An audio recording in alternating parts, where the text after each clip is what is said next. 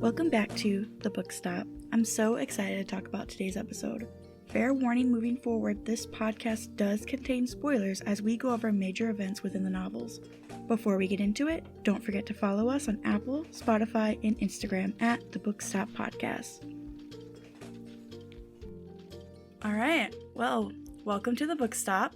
Today we have my friend Luciano. And what did you bring for us to talk about today? I brought Dr. Seuss books, Green Eggs and Ham, Horton Hears a Who, the Lorax, and my favorite, the Grinch. Alright, why did you bring those? Well, I don't read, first of all.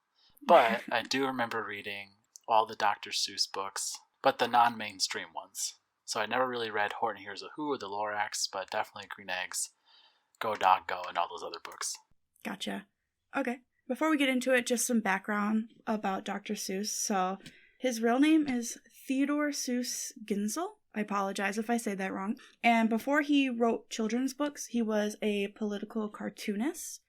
And he wrote over 60 books, which I feel like is kind of like, is a lot, but I feel like he wrote more at the same time. I feel like he is a man that wrote like thousands of books. Yeah, just 60. So, we're going to start with Green Eggs and Ham, since it's a little bit smaller of a book. But before we get started, I like to play a little game. You're going to have 30 seconds to describe the plot of this book, but, twist, you have to rhyme the entire time. Oh my god, no. Yep, so Green Eggs and Ham, and you're going to rhyme the entire time, as best as you can. You don't have to be perfect. But yeah, your time is going to start in about 5 seconds, so you better get ready. Okay, and begin. I probably should have just gotten the book. Sam I am wants to give his friend green eggs and ham. His friend says no multiple times. Okay. That's good. That's fine. It's really hard Horrible. to do. Now you see how Dr. Seuss, what he has to deal with. Oh my god. This man probably lived in rhymes 24 hours a day. It probably took him a long time to write even this book. And Dr. Seuss's Green Eggs and Ham, so the actual summary is, Sam I Ams tries to convince his friend to eat green eggs and ham, but the unnamed character refuses. Finally, he gives in, tries them, and loves them. Okay, so yeah, I tried to go through the book a little bit and try to figure out what this man's name was. But I'm glad the official summary says he's unnamed. Yeah, no, he doesn't have a name. Some people call him the narrator, I guess, but yeah, it's his official name is literally unnamed character. So yeah, before we get into some talking points, I usually like to do favorite quote. Did you bring a favorite quote from this book? Yes. My favorite line is, Sam, if you let me be, I will try them, you will see. I love this quote because he finally gives in to Sam I Am, tries it, ends up liking them, and I feel like it's just one of those things where you have to just try and see if you'll get it, see if you'll like it. And yep, that's why I like that quote. Yeah, I didn't bring a favorite quote from that book, unfortunately. So some talking points. I think one big thing with this story was that if you're persistent, you're going to get results. I like that. Because I went a whole different way with the lesson he tried to tell. Yeah. What lesson did you pull from it? I said, if you never know until you try. I also have that one down. That's a good one. Okay, good. It kind of ties in. It kind of ties in with like to get out of your comfort zone, and when you're stuck in your comfort zone, you miss a lot of things and a lot of new opportunities and to try new things. So it's good to try something new. I like that. Character? What about character? Favorite character? I would have to say the goat. The goat. That just follows them around. I like it. Yeah, the goat was pretty cool. I really respect the goat. What about you? Well, I didn't know what his name was, so I just said the guy being harassed. But now I know it's unnamed character. Unnamed character, yes. I like him. Very good. So Green Eggs and Ham, it's hard to talk about for a length of time because it's such a small book. It's literally 10 pages, 15 pages at most. I mean, there is one thing, like going back to like that guy's name, apparently, I saw this like last minute, Netflix did a movie on them.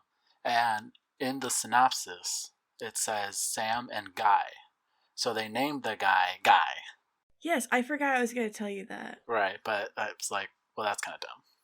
Just Guy. Yeah, They did a whole TV show, actually. I think it's it's only first season. I think there's 12 episodes. Oh. I was going to watch it, but I didn't. I wonder if each episode is just getting him to try something new. Maybe. That would make sense. Just disclaimer, on this podcast, we normally only do the books because we don't want to talk about the movies the whole time. But because these are such short sources, we decided to watch the movie also. So some of the stuff we'll say if it's in the movie or if it's in the book.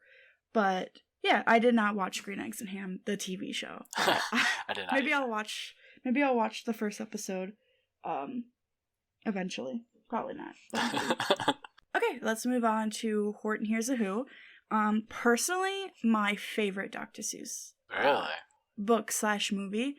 Yes, I love this one so much, and my favorite line, it's a person's a person no matter how small. And I don't think, like, when I think of that line, I don't think of it like literally height. I think it's mostly like how they are like impacted and like looked upon. Like people might see them as like small people, but right, their influence.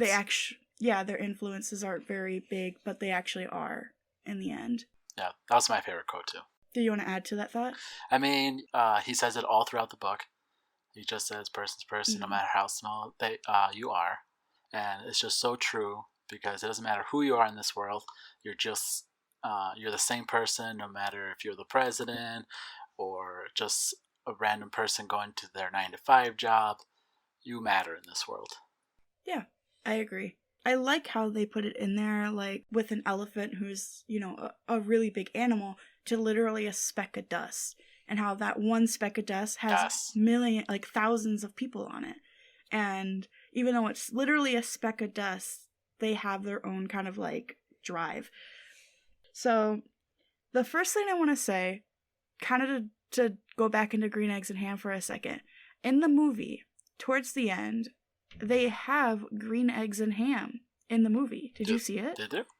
Yeah, it's in the crowd. Just a guy walking around with a plate of green eggs and ham. And I was like, hello, throwback. Right? Yeah, so that was pretty cool. No, but one big thing I want to talk about is how ignorance is bliss. It's more the movie on this point because in the book you don't really see a whole lot of the Whoville as much as you see of like Horton. Right. I think with ignorance is bliss, so the mayor is the only one that knows that they're on a speck of dust. And his job is to kind of like calm everyone down and like not let them know because he doesn't want everybody to freak out. So the whole time he's like trying to keep it to himself, and all of these people are just living in bliss because they have no idea what's going to happen and what's going on. So I think one big thing in there is like that statement of ignorance is bliss. Yeah, I mean, I guess it kind of ties into like right now where people think we live in some kind of simulation. Yeah. You know, where it's like you think you're like the center of the universe, and then all of a sudden there's this giant elephant talking to you and saying, actually, you live on a speck of dust. But the best thing about it is he just goes out of his way to try to protect this small speck of dust. Yes. Because he knows there's actual people living on it. Yes, yeah. That's why Horton is one of my favorite characters. I put in my notes Horton, the real OG. Right. Because he literally, as soon as he heard them scream, he was like, yes, there's someone on here. I have to keep them safe. No, not even a second of doubt. He was there for them the entire time and like went to the ends of the earth to make sure, literally almost, to make sure that they were okay. He took them through all kinds of weather and dealt with, the kangaroo the whole time, tried to destroy the clover that they were on. Yeah, and you can see, like, going back to like your ignorance is bliss thing, like the animals of the jungle just didn't believe him, thought he was nuts. Yeah, same thing. Yeah, you see it on both spectrums where, like, one side, their entire existence relies on this being correct, and the other side where it doesn't have any effect on them, and it's really, their own personal thoughts about this character type deal. So yeah, it kind of rolls into how, you should always look at things from different perspectives, and how you shouldn't make a judgment call just because you think you know something when you really don't, and you should take the time to kind of see what other people's opinions are. people's worth are greater than what you think they are. So, relationship, Horton and the mayor of Whoville, obviously. Yes. Like, even in the movie, you saw, like, he kind of, like, shrugged it off, the mayor of Whoville. It was like, okay, like, who's prank calling me right now? You know? Yeah. Mm-hmm. But then when he finally realizes that, oh, he's telling the truth, I am a speck of dust, I'm talking to a giant elephant, he throws away every, like, logical thought that he had in his mind and then just fully trusted Horton and what he had to say. Yeah, I like that relationship. To go back for, like, my favorite character, so Horton Hears Who, I really like Horton, but my number one favorite character from this, he wasn't even in the book, but was Jojo. Jojo? Excuse me? He was the best thing that ever happened in 2008, okay? He was his only son, the emo king. Oh, yeah. Jesse McCartney played him. Oh, really? He had, like, 2 lines in the whole movie, but I loved everything about him. His style and everything. Yes. I guess if I had to choose a favorite relationship, it would be the wife and the mayor. Mm-hmm. Them, first of all, having, 97 kids together and crazy. Still trying to find time for them. Good father right there. He tried, at least. But also, like, she was like, I don't know if I believe you, but when she finally was like, okay, I'm here for you, she was there for him. Right. And with him all the way. I have one question about the speck of Whoville. How did it survive for thousands of years?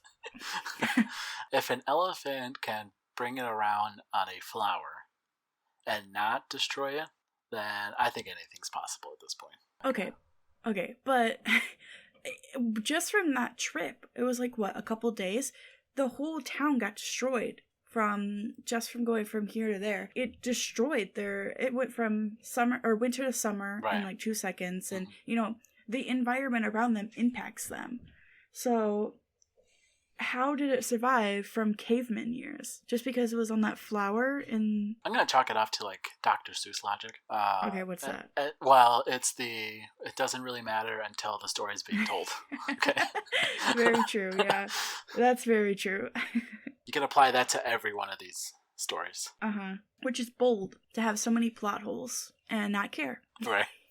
That's because he's taking over your mind. The story's a little dark if you think about it, because it's like, even like before I read the book again, just the synopsis says that Horton's trying to protect this civilization on a speck of dust, and in the synopsis it was like black and white pictures, so that didn't help things.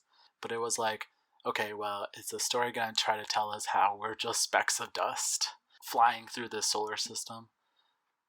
Right. Or is it gonna like tell me some kind of like life lesson about knowing that even if you think you're nothing, you are something, or something like that? Right. I mean, the story is a little dark just to think about being specks of dust and being nothing, but it kind of like makes up when you're like, okay, well, maybe I am just a speck of dust, but here's this giant elephant trying to protect me because he knows that my life matters too. Even though in his eyes, I'm a speck of dust. So do you think, looking at it from a Who's point of view, Horton is God? I knew you were going to come here. I mean, if you're a religious person, I guess you can kind of see it that way. You can kind of connect it that way. Right. So, speaking of, like, connections, when I was a kid and I was reading the story, none of these, like, ideas that we've talked about so far has ever even crossed my mind. Like, these aren't lessons that I learned reading the book, which is, like, one thing I was really excited about doing this podcast was being able to, like, looking at it from an adult's point of view. Yeah, so, like, all of these things about, like, ignorance and bliss and, the equality and the impact of what we do around ourselves impacts other people and stuff. So it was really cool to kind of think about it in a different point of view. Yeah. I love it. I was reading through some information on it. Apparently he wrote this book to make up for all the anti-Japanese propaganda that he wrote during World War II. Yes. And he's like, well, I kind of had to make up for it, so that's more of a lesson in, like, equality. Because they probably thought, oh, like, the Japanese are just specks of dust or whatever, and America's great, whatever. But then over the years, as he we got away from World War II and all that racism, he was just like, well, now I gotta make up with it by writing this book about this elephant that protects even the smallest specks of dust. I thought that was kind of interesting. I mean, overall, Dr. Seuss isn't really the best person in the world, but, you know. I mean, I did start this by saying he was a political cartoonist. Right. So you could probably guess where that went. But dang it, he writes a good book. Sure. Yeah, let's move on to the Lorax, and let's play that game again. Why don't you go ahead and give us the summary of the Lorax? If I have to rhyme again. I want you to rhyme. No! Let me try to give my best Lorax impersonation here. Okay, and your time starts now. I am the Lorax. I speak for the trees. I speak for the trees have no tongues. Basically, just trying to save the earth from all this, all these people trying to cut down all his trees. You're good. Good. I wasn't gonna rhyme it, but okay. You didn't rhyme it, but that's okay. So yeah, the official, off the web description is, in a land with no trees and flowers, the Onceler tells a story of his past, and of the Lorax, who speaks for the trees, and how his greed overtook his respect for nature. So yeah, this was an interesting story. I really liked, out of all of them, obviously Horton Hears, who is always number one in my heart, but Lorax had a really good message, and basically, the whole thing is our impact on the environment and how our greed is literally destroying the earth, which is such a hard hit when you're reading this and you're like, oh, okay, I was a kid and I didn't really pick up on these as much. I got the idea because he was, there was no trees, and I know in the movie they did where they were literally selling oxygen in cans because there wasn't any trees to produce oxygen. And there was that scene where the debris from the factory was going into the water and polluting the water, and the fish had to literally walk away to find new water, which is crazy. But so I think one of the biggest messages is literally respect Earth, and we only get one of them, and we might get an option or an opportunity in the future where we can fix the things that we done, but it might get to the point where we don't get that option, or even if we do, it's going to take too long to fix it, and we're just all going to be screwed. Honestly, from the Lorax, I mean, if you think about what year it was written, back in 1971, and he was trying to put this message along, it's been 50 years, and I don't think we've really done much. Imagine if he saw the world now. Exactly. I mean, it's not as bad as the post-apocalyptia that the Lorax lives in. But... Well, it's not the Lorax, it's the Onceler. Well, yeah, the Onceler. But, it's still pretty bad. Yeah. So I have a question. Why did they cut down the trees? Because to make the need, they just took the tufts of the trees, the tops. Why did they cut them all down? Doesn't this say back to, to we do in, real life? How we take something whole and then just use a little bit of it. Yeah. We don't even use the entire thing. Exactly. It's so wasteful. The Native Americans used to if they took down those giant bison, they made it a point to use the entire animal. You know? Out of respect, they use every piece of that they can possibly use, so it's not wasteful. Right. Yeah, I see where you're coming from. The hunters came in and just shot the bison for sport. Didn't use any of it. I think that's what that was talking about. How, you can just pull the tufts off, but they're greedy, so they're just going to cut the whole tree down because it's probably easier than just removing the tufts. I think another lesson that they try to tell in the story is through the Lorax, where you should always try to speak up for people that can't speak up for themselves. If there's someone out there, or a group of people, or an idea that doesn't have a voice and you do, you should, do what you can to help out and to get that point across, if that makes sense. Yep, so true. That's exactly what he did too. He knows the trees can't speak, but he tried to as best he could. And the Onceler didn't listen, even though he was Danny DeVito. Right. I don't know why you wouldn't listen to him, but okay. Another one. This one, like I said, this one is just chock full of so many lessons. It's crazy. Oh, yeah. Another one is like admitting your mistakes. And the Onceler, as he's telling the story, he's kind of talking about the things he's done in his past and why the present looks like this is mostly because of him and his greed. I might be pulling this from the movie more than the book, but you know, at the end, he's telling this story to this kid, and he gives him the seed. And I think that's a big show to show how older generations are relying on the future generations to fix the mistakes that they've made. Right. I mean, like, that'll just be something that happens forever. You know, there'll always be like us, and then we'll look at our next generation and be like, we made some mistakes. Here's how not to commit them again, you know? Yeah. I heard this quote one time and I really liked. I apologize, I cannot remember who said it, but it was, we are borrowing this generation from the next one. So the generation we live in now isn't even ours. We're borrowing it from the next generation because they're the ones that have to live through it. Yeah, what we do impacts the future, and it impacts the people that live in the future, you know. You want to add? Well, I did speak to one of my quotes, but here's another one. Sorry. It's not about what it is, it's about what it can become. Now, I feel like you can apply that quote to, like, a lot of things in this story. You know, you can apply it to the Onceler, where he had the shaky past, his greed, whatever. But then he ends up trying to prove himself. And then there's, even in, like, your own life, like, just because you are who you were at one point doesn't mean it should shape how people remember you in the end. You know what I mean? Yeah. I just like that quote a lot. Yeah, that's a good one. Was that one from the book or from the movie? That was from the book. Okay. Yeah, nice. Well, there was like 2 different quote movies for this thing. There was that TV special that aired way long time ago. I don't remember, the 90s or something. And then there was this movie that came out. The newer one. Yeah. And then, did you see the TV special? For some reason, I want to say yes, because it does sound familiar, but I cannot recall it. I saw it way back in middle school, but it was dark. Like, it followed more the book than it did the actual movie. But it was him trying to... Every tree was cut down. There was factories. The sky was gray.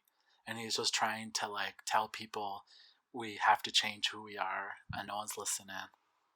And I think it was from then that I started to become more environmental. So you can just tell how much of an impact this stuff has on people, you know? Yeah. But I think reading these books, like you said, it affects, people's thought processes, especially at a young age.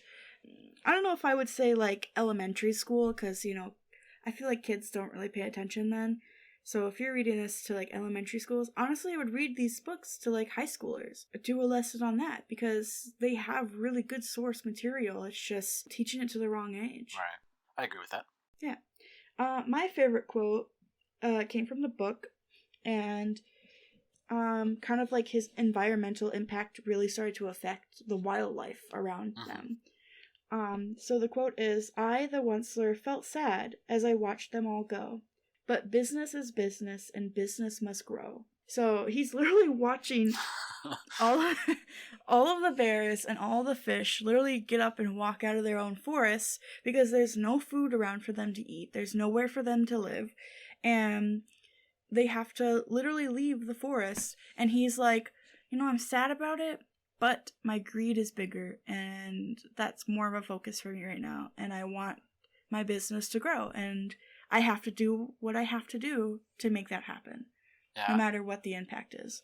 I kind of like to think, like, the people that, like, cut down trees in giant forests and stuff like that kind of feel the same way. They feel empathy a little bit. But, you know, it's still a job. You still gotta work. You still gotta feed yourself and your family, you know. Exactly.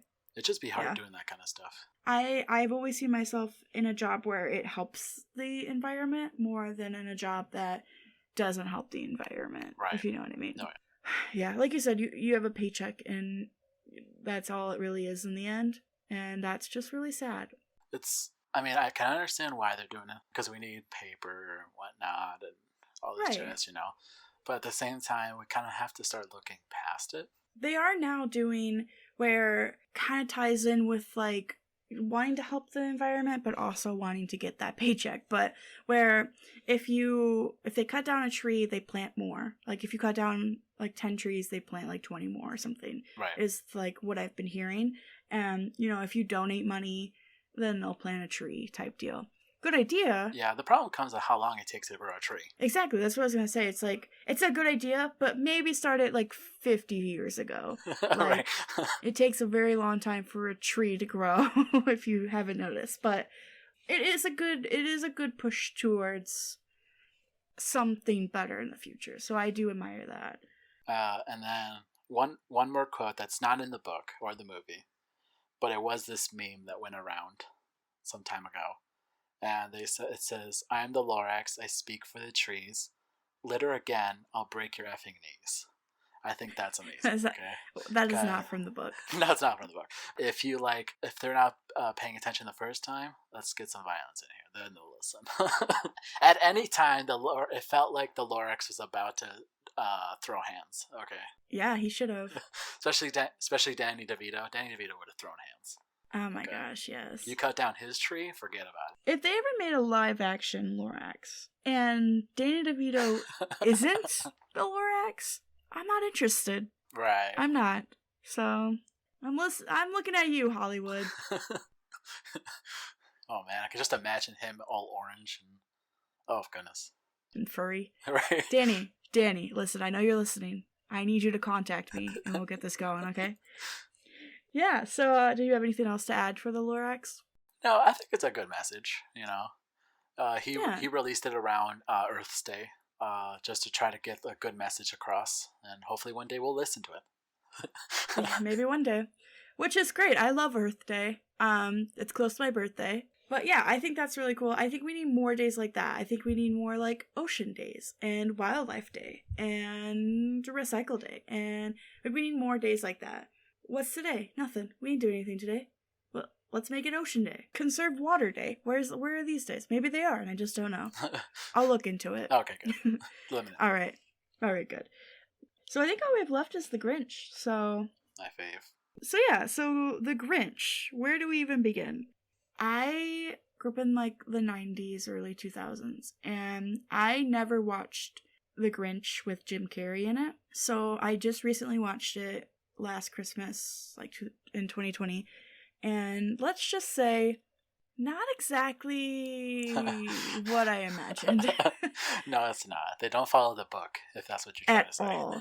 Yeah, I've only seen the 30-minute like special who follows the book exactly. So watching the Jim Carrey one, I was confused the entire time. The only thing they really follow is the characters' names, and then that's about it. That's it, just the names. Because Cindy Lou is like 12 in the movie, and she's like 2 in the book. So it's literally just the names.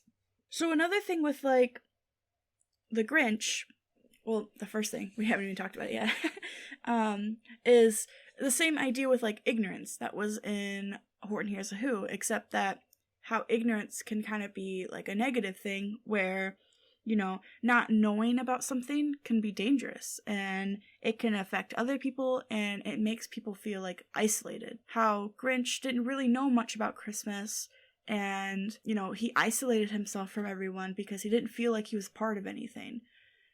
And then in the end, he kind of accepts knowing and he's part of, you know, the Whoville now. So, yeah. The Grinch was kind of an interesting story.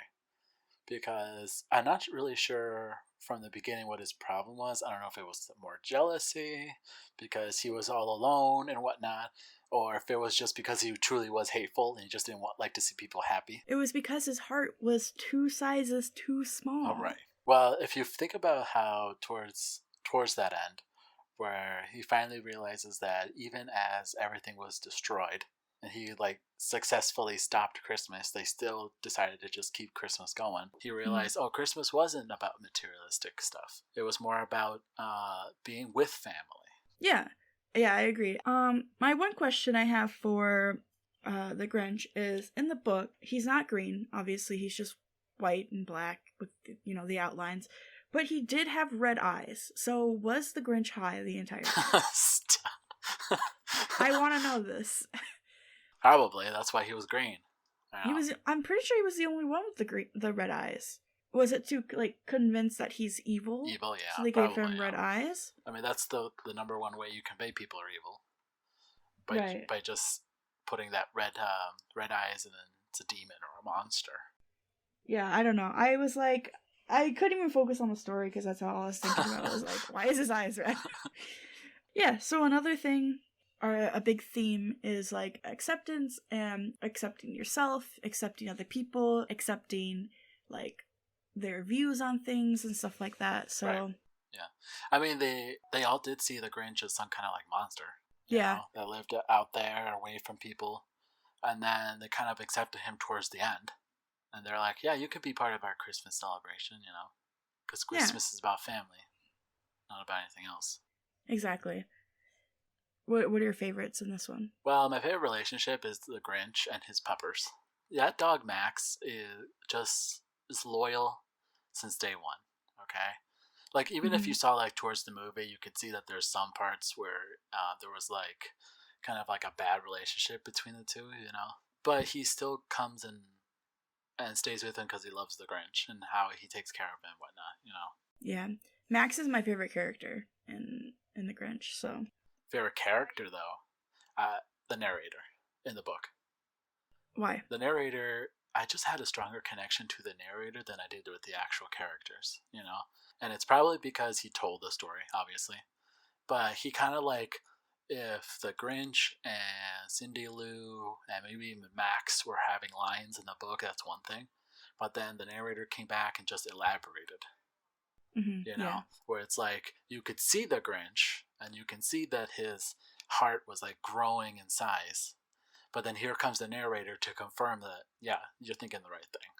His heart's growing 2 to 3 sizes. One of my biggest like pet peeves in like books / movies or even like video games is that think too little of the viewer, and so they do a lot of telling instead of showing. So, but that's just like my own like personal pet peeve type deal. So, but yeah, I think the narrator is pretty cool. Yeah, I vibe with him. Right. I mean, sometimes they want to just like hold your hand the entire story, but the narrator doesn't want to do that. He wants you to think a little bit. Yeah, which I personally like. Yeah, like he's not saying, yeah, think this way, about the Grinch. He's telling you why the Grinch is unhappy. Even though he did kind of roast the Grinch most of the time, which is also kind of why he's my favorite guy, because he knows how to roast people. But like towards the end, he is like, and then the Grinch's heart grew 2 sizes that day, and that's like, yes, thank you for that, because I really needed that actual explanation that was happening. I'm not a huge fan of the Grinch. Like, I like Christmas movies, don't get me wrong, but they're the same. All of them are exactly the same. It's all about the spirit of Christmas, and Christmas is about your family members and not presents, and I totally agree with that, but do we have to make every movie about that? Let's talk about something else. Right. Maybe just this once. Right. There's a quote. Oh yeah, we didn't even do our quotes. The quote, yeah. There's 2. The one was obviously, and what happened then? Well, in Whoville, they say that the Grinch's small heart grew 3 sizes that day. That was a favorite narrator quote. That's amazing. And then my second one was, Christmas Day will always be just as long as we have we.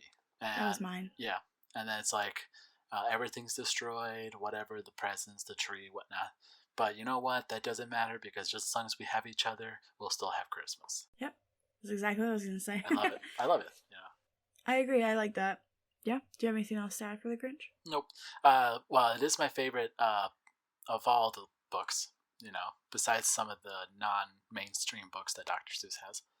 Mm-hmm. Even if you're lonely, you'll always find someone or a group of people that will accept you and just love you for who you are.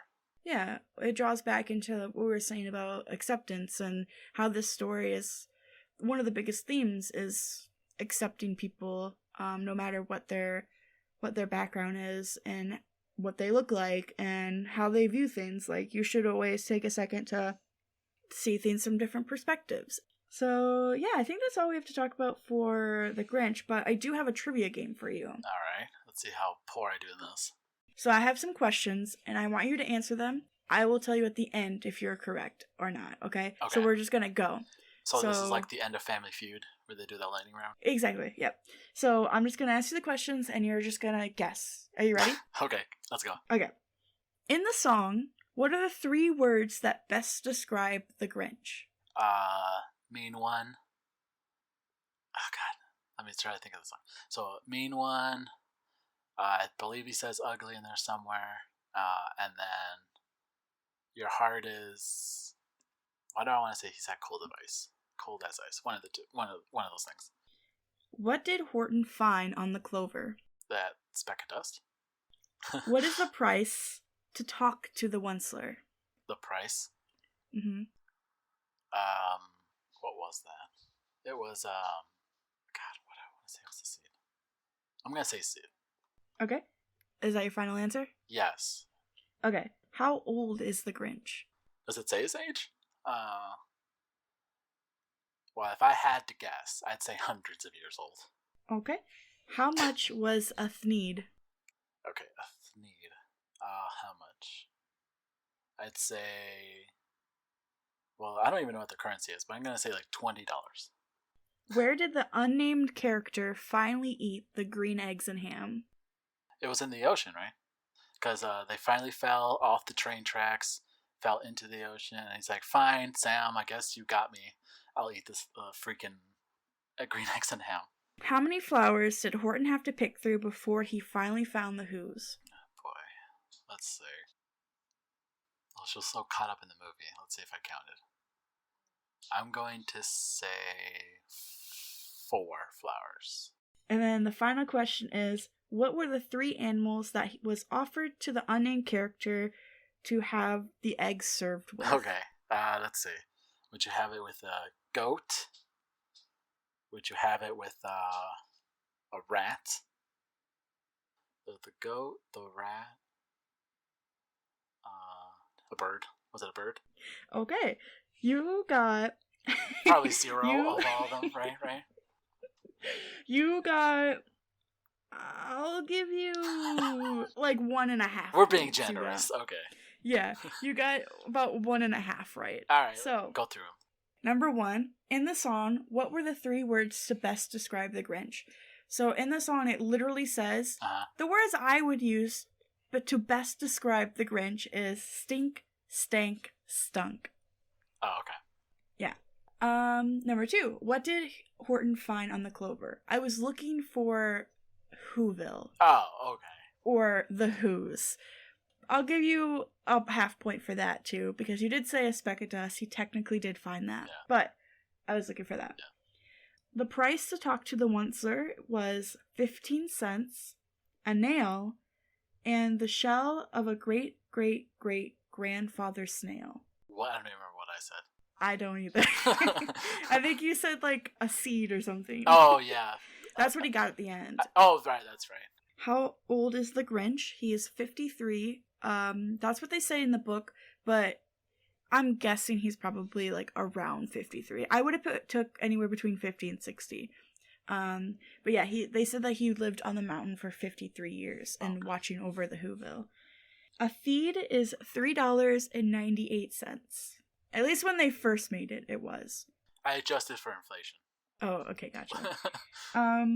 Yep, you got 6 right, which was the sea, the ocean. It was right after the boat got like tipped over, so. For 7, how many flowers did he pick? It was 3 million. He found the Whoville on the 3 millionth flower. It's when the flower got dropped into the field of all the flowers. Yeah. So he found them on the 3 millionth flower. See, that just goes to show you exactly how much he cared. Yeah, and how dedicated he was. He went through 3 million flowers before he found the Who's again? Yeah. That's amazing. I don't even think we can comprehend how many flowers that is. Exactly. I've never seen 3 million flowers in my life. So, what were the 3 animals? It was a mouse, a fox, and a goat. Fox, yes. Fox. So, I gave you a half a point for that one. So, you left this game with 2 points. Good job. Hopefully I do better next time. We'll see. Yeah, so is there any missed opportunities in your, like, perspective? Is there anything you would have changed? Anything you would have done differently? I would have gave the unnamed character a name. Yeah. I feel like it would have gave him more personality if he just had a name. Right. I mean, missed opportunities. Not really. He tells a good story. Mm-hmm. They're all pretty. You can like follow them. You know, like you said, there's plot holes. I don't remember what the plot hole was we talked about, but And all of them. Right. There's plot holes in all of them. But like, it's gonna be stories that you can like share for generations and generations and generations. You know, like it's never going to be, oh, this is dated information. Yeah. Like this is gonna be. Yeah, I agree. This is gonna be relevant forever. Yeah. Is there any like last minute things you want to bring up before we head out? Anything that we didn't go over that you want to bring up from the other stories? I mean, 60 books. That's all he wrote. I know. I feel like it was so much more. We should do another follow-up podcast of the other books that he wrote. We should do all 60 of them. Right. All right, here we go. We talk about all 60. I'm shocked too. I thought there was a lot more. Because of how big Dr. Seuss was in our lives, you know. Yeah. So normally we do a rating scale at the end of the podcast, and so I know we have 4 instead of 1 like we usually do, so we can just rate all of them if you want. Yeah, that's fine. Okay, so I would give Green Eggs and Ham like I would give it 2 goats in a boat out of 7 goats in a boat. Okay. I'll give Green Eggs and Ham 4 out of 8 full course meals. Very nice. I like it. What do we have next? Horton Hears a Who. I'm giving that boy 2.8 million clovers out of 3 million. I love that story. It's so good. Right. I just love Horton, and, you know, we already talked about it, but how would you rate Horton Hears a Who? Horton Hears a Who. I would rate it 6,000 Who's out of 10,000 Who's. We like those odds. All right. The Lorax.